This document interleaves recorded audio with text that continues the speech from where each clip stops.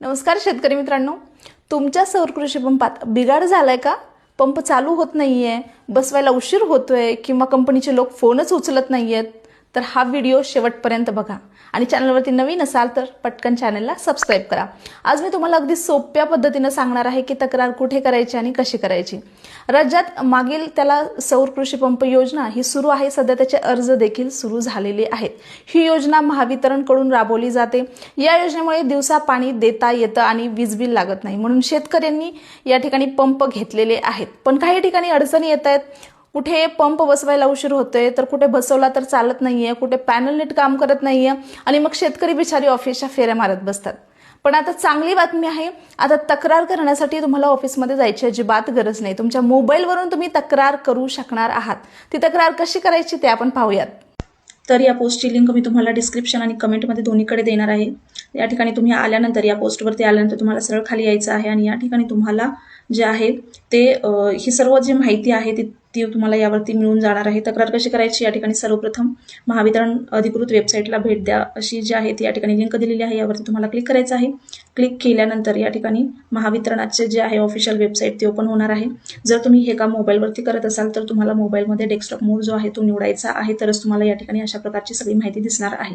या ठिकाणी तक्रार निवारण या ठिकाणी तुम्हाला तक्रार नोंदवा आणि तक्रारीच्या स्थितीचा मागोवा घ्या, तर त्या ठिकाणी तुम्हाला तक्रार नोंदवा यावरती तुम्हाला क्लिक करायचं आहे। क्लिक केल्यानंतर तुम्हाला या ठिकाणी तक्रार नोंदवण्यासाठी तुम्ही या ठिकाणी पाहू शकता तक्रार नोंदणी, तुम्हाला लाभार्थी आयडी वापरून तक्रार नोंदवता येणार आहे किंवा तुम्ही आधार कार्ड वापरून देखील, तुमचा आधार वापरून देखील या ठिकाणी तुम्हाला तक्रार निवडता येणार आहे। त्यासाठी तुमचं नाव या ठिकाणी मोबाईल नंबर भरायचा आहे आणि तक्रार तुम्ही या ठिकाणी नोंदवू लिहू शकणार आहात। तक्रार नोंदवा असं लिहिलेलं आहे, या ठिकाणी तुम्ही हे जे आहे ते तक्रार नोंदवू शकणार आहात।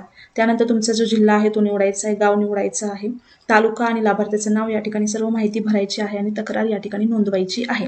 नोंदवून झाल्यानंतर तुम्ही या ठिकाणी तक्रारीचं जे स्टेटस आहे म्हणजे तुमच्या तक्रारीची स्थिती कुठपर्यंत आली आहे तर ते देखील तुम्ही तक्रारीची स्थिती ट्रॅक करा यावरती क्लिक करून तुमची जी तुम्हाला एक आयडी भेटणार आहे, तक्रार नोंदवल्यानंतर तुम्हाला एक आयडी भेटणार आहे, तो आयडी जपून ठेवायचा आहे जेणेकरून तुम्हाला तक्रारीचा स्टेटस पाहण्यासाठी त्याचा उपयोग होणार आहे। या ठिकाणी तुम्ही हा जे आहे तक्रारीचा जो ट्रॅक कंप्लेंट स्टेटस हा जो आहे तो या ठिकाणी तुम्ही पाहू शकणार आहात। तो जो आयडी तुम्हाला भेटलेला आहे तक्रार नोंदवल्यानंतर तो हा इथं टाकायचा आहे आणि जो तुमची जी तक्रार आहे त्याची स्थिती तुम्हाला या ठिकाणी पाहता येणार आहे।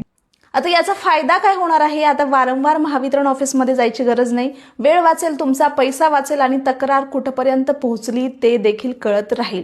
महावितरणाने सांगितलेलं आहे की अफवांवरती विश्वास ठेवू नका, काही अडचण असेल तर थेट अधिकृत पोर्टलवरती तुम्हाला तक्रार करायची आहे। शेवटी एकच सांगते शेतकरी बांधवांनो, सौर कृषी पंप बिघाड झाला, शांत बसा, घाबरून